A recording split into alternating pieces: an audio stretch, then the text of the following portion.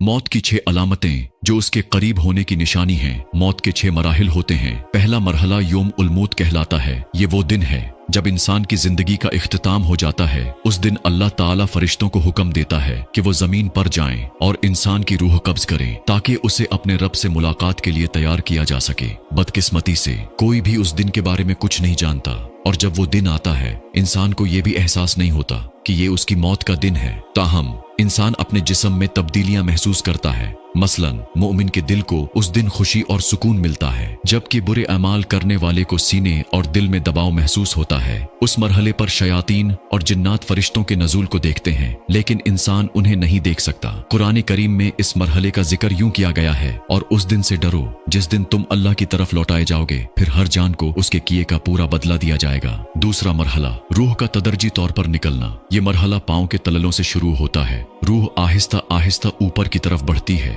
टांगों, घुटनों, पीठ, नाफ और सीने से गुजरती है, यहाँ तक कि वो एक मकाम पर पहुंचती है जिसे तरक्की कहा जाता है। इस मकाम पर इंसान थक जाता है और चक्कर महसूस करता है और खड़ा होने के काबिल नहीं रहता। उसकी जिस्मानी ताकत खत्म हो जाती है, लेकिन वो अब भी नहीं समझ पाता कि उसकी रूह जिस्म से निकल रही है। तीसरा मरहला तरक्की का मरहला। कुरान करीम में उसका जिक्र यूं आया है कि हरगिज नहीं, जब रूह हलक तक पहुंच जाएगी और कहाँ जाएगा, कौन झाड़ फूंक करेगा, और तब वो समझ जाएगा कि ये जुदाई का वक्त है और एक पंडली दूसरी पंडली से लिपट जाएगी। तरक्की हलक के नीचे के 2 हड्डियों को कहा जाता है जो कंधों तक फैलती हैं। वकील मन राक का मतलब है कि कौन रूह को लेकर जाएगा। ये वो वक्त होता है जब लोग डॉक्टर या एम्बुलेंस बुलाने या कुरान पढ़ने की बात करते हैं, लेकिन इंसान अभी भी जिंदगी की उम्मीद रखता है। वज़न्न अन्नहुल फिराक का मतलब है कि इंसान को मौत के करीब होने का एहसास होता है, लेकिन वो अब भी बका की कोशिश करता है। वल्तफ़त साक़ु बिस्साक़, यानी रूह के निकलने का अमल मुकम्मल हो चुका है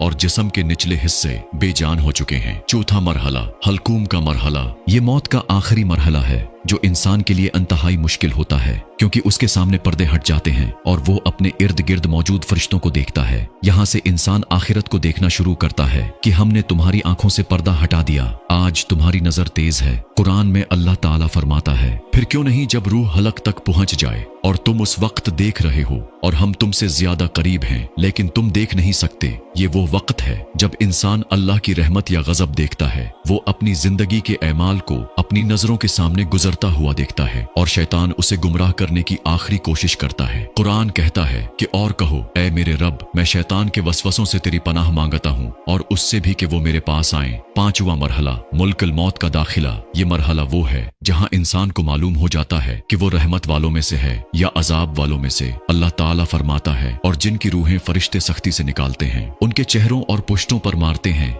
अगर इंसान मोमिन है तो उसकी रूह नरमी से निकलती है, जैसे पानी का कतरा मशकीजे से निकलता है। अल्लाह फरमाता है, ए इत्मीनान वाली रूह, अपने रब की तरफ लौट राजी और मर्जी से और मेरे बंदों में शामिल हो जा और मेरी जन्नत में दाखिल हो जा। छठा और आखिरी मरहला। ये मरहला वो है जब इंसान की रूह मुकम्मल तौर पर जिस्म से निकल जाती है। अगर वो गुनाहगार है तो कहता है कि ए मेरे रब, मुझे वापस भेज दे ताकि मैं नेक अमल कर सकूं, लेकिन अल्लाह फरमाता है कि हरगिज नहीं, ये सिर्फ एक बात है जो वो कह रहा है और उनके पीछे एक पर्दा है कयामत के दिन तक, और मौत की सख्ती हक के साथ आएगी। यही वो है जिससे तुम भागते थे। यहाँ मुमिन के लिए जन्नत की बशारत है, जबकि गुनाहगार के लिए अजाब की वईद। एक मुफस्सर से पूछा गया कि लोग मौत से क्यों डरते हैं, तो उन्होंने जवाब दिया, क्योंकि तुमने दुनिया को आबाद किया और आखिरत को बर्बाद कर दिया। ऐ मेरे अल्लाह, हमारे आखिरी खात्मा दीन इस्लाम पर फरमा।